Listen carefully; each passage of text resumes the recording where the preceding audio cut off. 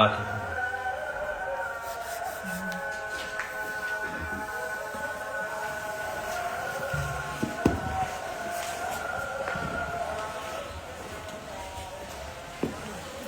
عليكم. والصلاة والسلام على رسولنا محمد سيد الأولين والآخرين.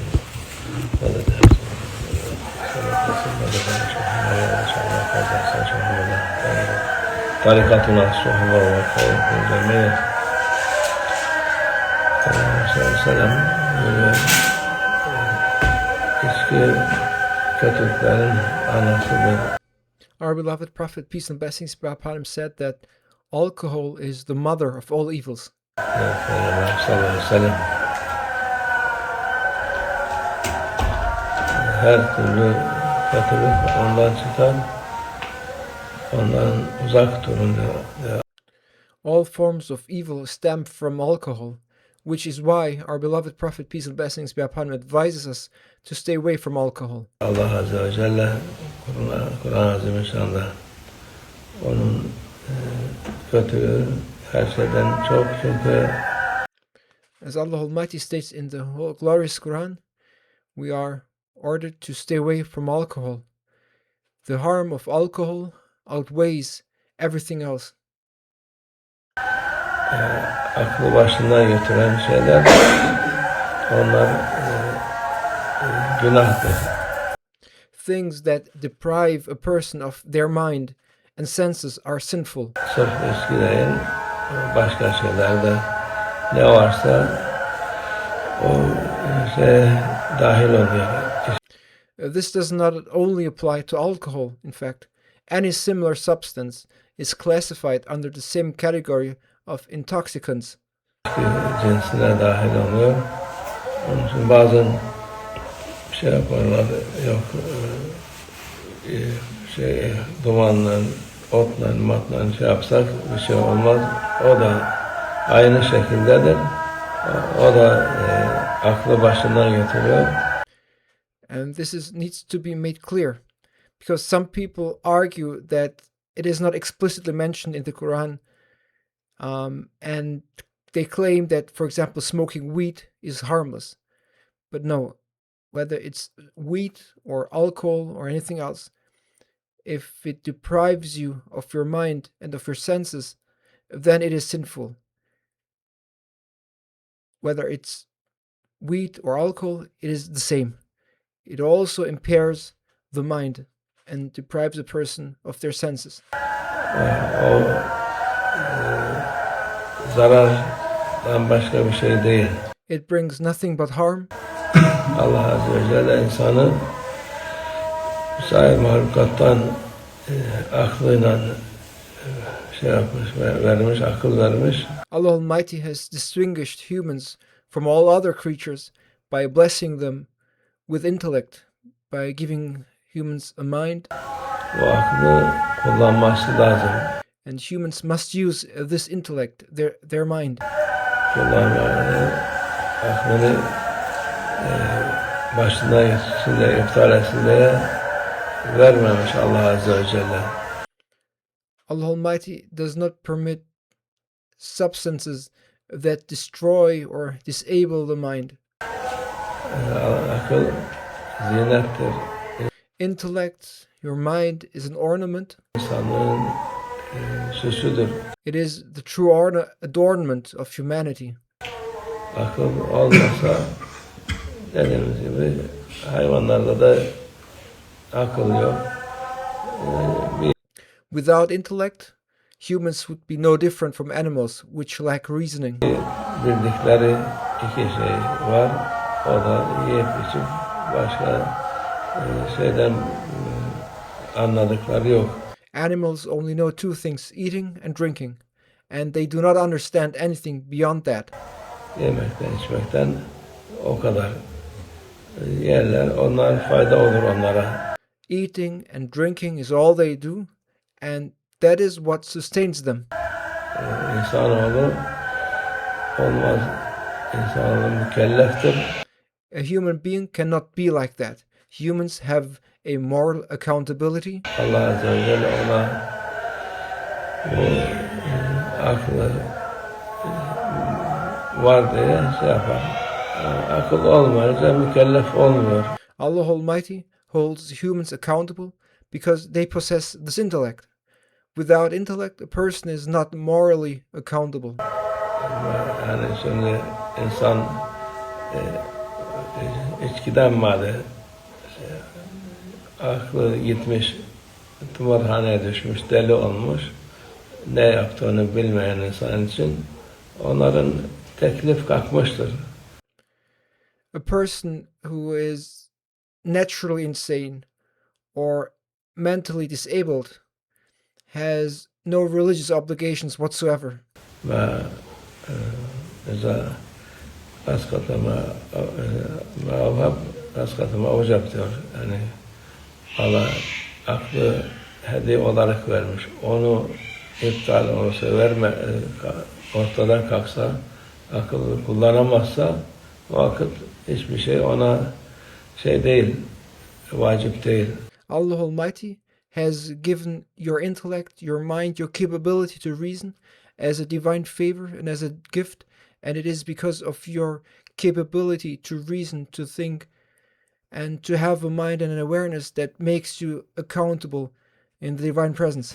Ama o kendiliğinden delirmiş insan, akıl yok başında, onun ne namaz mükelleftir, ne orucu mükelleftir, ne hacı, ne zekatı, hiçbir şey ona teklif yoktur. Yani onun.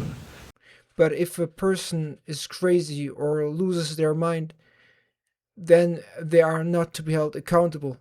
They are not obligated neither to fast, nor to go to Hajj, nor zakat. Nothing of that remains obligatory for a person who has lost his mind and lost his senses and can no longer think or reason and has lost moral accountability. Yapacağı emirler yoktur. Ama şey olarak aklını bu içkiyle, başka uyuşturucuyla yediren insan, o cezası var. What we've just described applies to a person who has lost their senses and their mind and their capability to reason because of maybe insanity and for reasons they do not control. They are no longer morally accountable. However, a person who intentionally destroys their mind through alcohol or drugs will face a severe punishment. Büyük cezası var. Allah muhafaza etsin. May Allah Almighty protect us. Ne yaptığını da bilmez. Şimdi bazen saçma sapan kanunlar var. İçkiliydi de bir şey ne yaptığını bilmiyor diye daha fazla cezası olması lazım. Nowadays, there are some absurd laws where they reduce a penalty by arguing that the person was drunk and didn't know what they were doing. On the contrary, since you willingly got drunk and caused harm, you should logically receive double the punishment. Sen içki yapıp da zarar yani verdin madem, o senin 2 katı daha ceza olması lazım normalde ama.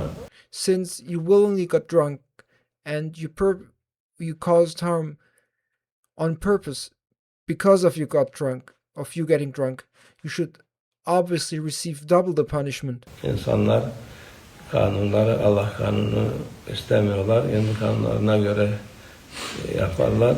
O da insanları men etmez kötülük yapmaktan. However, people reject Allah Almighty's laws and choose to judge by their own laws, which then fail to prevent people from doing evil. Allah muhafaza etsin. May Allah Almighty protect us. Allah uzak dursun.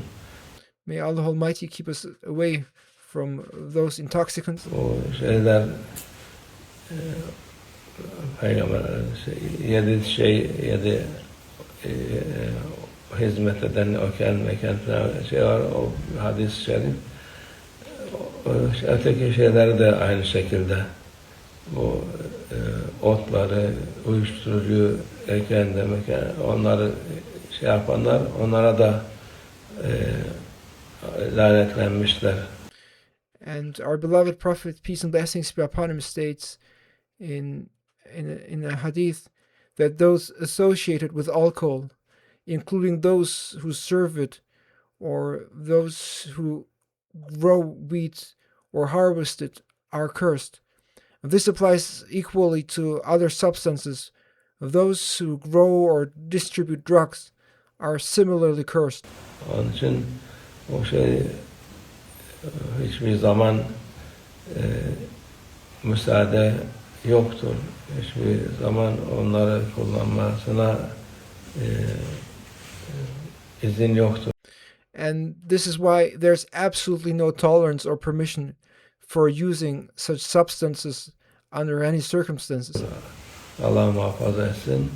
Çok kötü oldu vaziyet, dünya, çoluk çocuk, insanlar her türlü kötülüğü bu şeylerden alıyor. May Allah Almighty protect us. The state of the world has become terrible. Children, adults alike are exposed to all sorts of evil through these substances. Akıl başından gitti mi her türlü şey. Bir de onu Once the mind is clouded, a person becomes capable of committing any kind of terrible act. alışkanlık oluyor, müdmin oluyor. Müdmin dedi, bırakamıyor. Furthermore, it turns into an addiction, and the person becomes completely dependent on it. Onun başlamaması lazım inşallah. Therefore, one should never start with it. Allah muhafaza etsin. Çoluk çocuğu, büyük küçüğü, herkesi bu kötülükten Allah. May Allah Almighty protect everyone, children and adults, young and old, from this great evil. Allah muhafaza etsin. Kötülüklerin anasıdır. O anasından da babasından da Allah muhafaza etsin. Alcohol is the mother of all evils, and may Allah Almighty protect us all from its roots and its consequences, and may Allah Almighty protect us all from whether it's the mother or the father of all evils, and may Allah Almighty protect us from these substances and being addicted to them and suffering from them. ومن الله التوفيق. الفاتحة.